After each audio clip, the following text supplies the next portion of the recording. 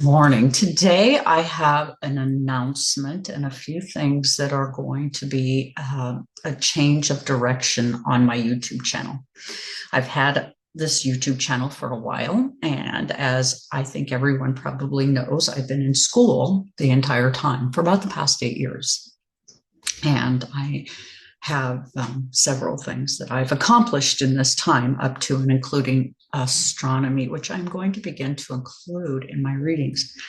I will start bringing you the moon cycles. So you will be seeing me a couple of times a week now, where I'm going to be discussing the phases of the moon, the astronomy of the moon, and the general cycles and how we can go about understanding them. And there is all kinds of things that are going to happen in the future, but I'm not ready to discuss just yet. But let's go ahead and begin this reading. So the full moon this month for October 2024 is on the 17th. It is also known as the Hunter's Moon and will be visible on Thursday, October 17th, here in Hawaii at 7:26 a.m. or excuse me, Eastern time. It will not be, we're a little different than time-wise. So it's actually 2:29 a.m. for us, and I'll cover that. Now, when will it be visible? It'll be late Wednesday night for the international dateline, West time zone, and early Friday morning for New Zealand time eastwards. It will be a supermoon. It is the third of 4 in a row. And a supermoon is classified as being closest to the Earth. What to look for? Well, in the night sky, there'll be the fixed star, Fomalhaut, which will be below and to the right of Saturn. You can also look for Perseus, which is shaped like a Y, and Algenib at the top. Cassiopeia will be shaped like a W, and you can use it to find Polaris for those of you who are interested, and that is the pole star. The Big Dipper will be close to the horizon and will become more visible as the night passes for those of you who are into astronomy. We are discussing the moon. Its right ascension will be 1 hour, 27 minutes, 20 seconds at a declination of 10 degrees 54 minutes north in the constellation of Pisces, with an angular size of 33 minutes and 25 seconds. The full moon phase is the opposition to the sun and the culmination of a cycle. After this occurs, there's a release.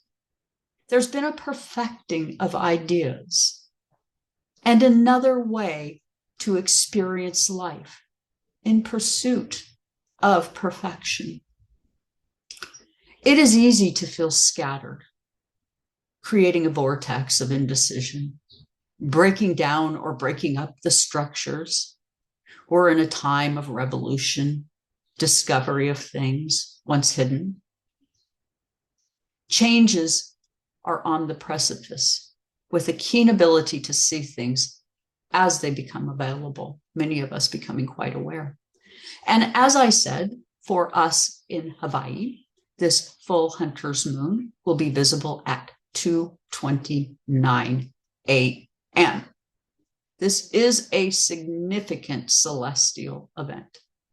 The moon is going to be positioned in Aries, the ram, and it is in the 9th house of higher education, philosophy, foreign and faraway lands, while the sun resides in Libra in the 3rd house of relationships.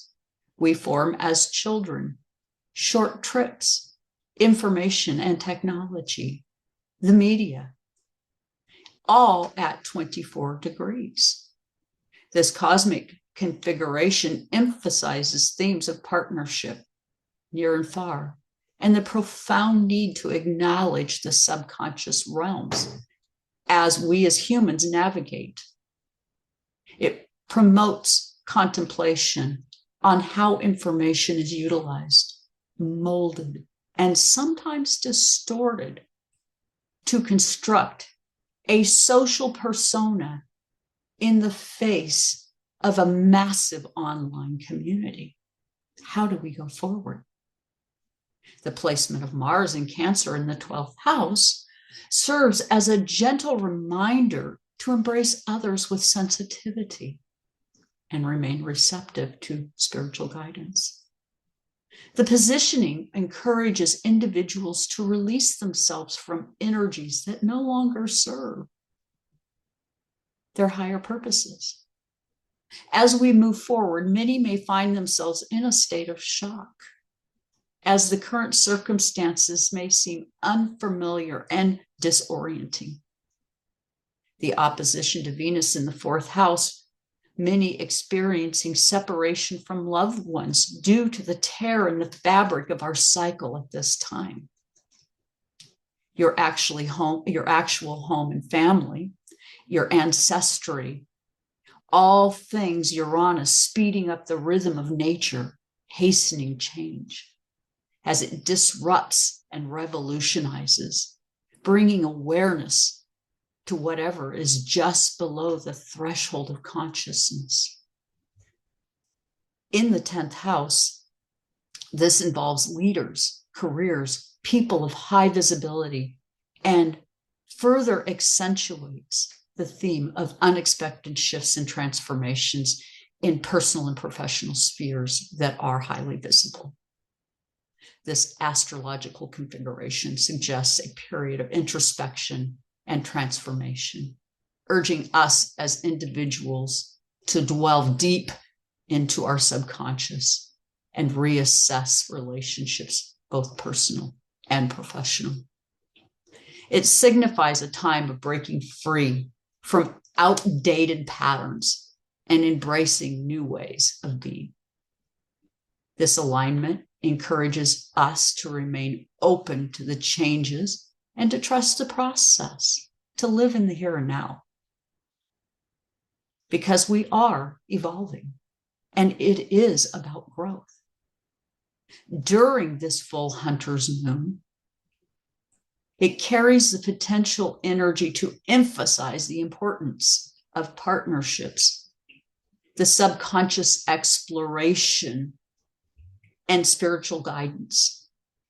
It invites us to embrace sensitivity and to release stagnant energies, to be open to unexpected transformation as we navigate through these unfamiliar territories. This full moon holds significant understanding with Indian folklore and traditions. Many captivating stories passed down through time. The luminous celestial event known as the blood moon. So keep that in mind. It has a couple of names. The blood moon because it is so close to the earth as a supermoon, which the Indians would sit around the fire and tell their stories at night. The full moon would provide the ample light so that they could go out and hunt late into the night. It's a spectacular sight for us sky watchers, astronomers. The moon will shine brightly in the night sky, casting a silvery glow over the landscape. The historic events associated with this full moon can be linked to various cultural beliefs, myths, and traditions through different civilizations. The harvest moon in agricultural societies in October is also known as the harvest moon, marked by a time of harvesting crops before the onset of winter. Farmers relied on bright light of the full moon to work late into the night to gather their crops. It was also a time of cultured festivals. Many around the world celebrate October with festivals and ceremonies. For example, mid-autumn festivals in East Asia are held during the full moon in October, featuring lanterns, displays, mooncakes, and family gatherings. The Hindu tradition coincides with Navaratri, a 9-night festival dedicated to the worship of the goddess Durga. The festival symbolizes the triumph of good over evil and is marked by the colorful rituals and dances. So very kind of exciting. Throughout history, important events have taken place during October's full moons, from battles to treaties, to scientific discoveries and artistic achievement. The full moon has witnessed many pivotal moments in human history. Astronomers and scientists have long studied the moon to unravel its mysteries and understand its influence on Earth's tides, wildlife behavior, and human psychology. Basically, the full moon creates all kinds of things. And my partner works at the hospital, and people are howling at the moon during that time, and it's a very busy place. By exploring the astronomy of the full moon and delving into the history of events associated with these moons, we do gain a deeper appreciation of the celestial events that have inspired and influenced who we are today.